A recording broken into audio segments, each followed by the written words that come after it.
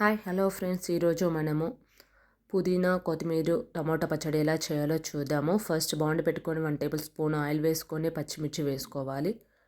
పచ్చిమిర్చి వేసుకున్న తర్వాత కలుపుకున్న తర్వాత ఆనియన్స్ వేసుకోవాలి.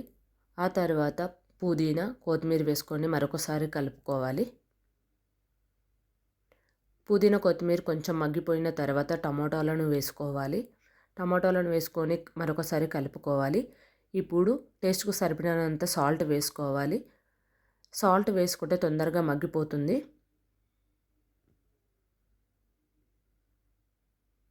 ఆ తర్వాత పులుపు కోసం కొంచెం చింతపండు కూడా వేసుకోవాలి.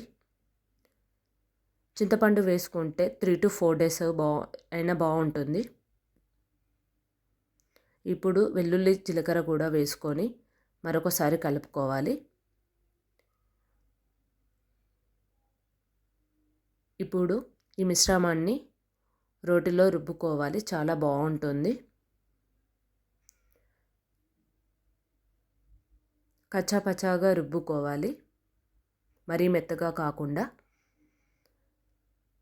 ఈ పచ్చడిలోకి సైడ్ డిష్గా ఆమ్లెట్ చాలా బాగుంటుంది.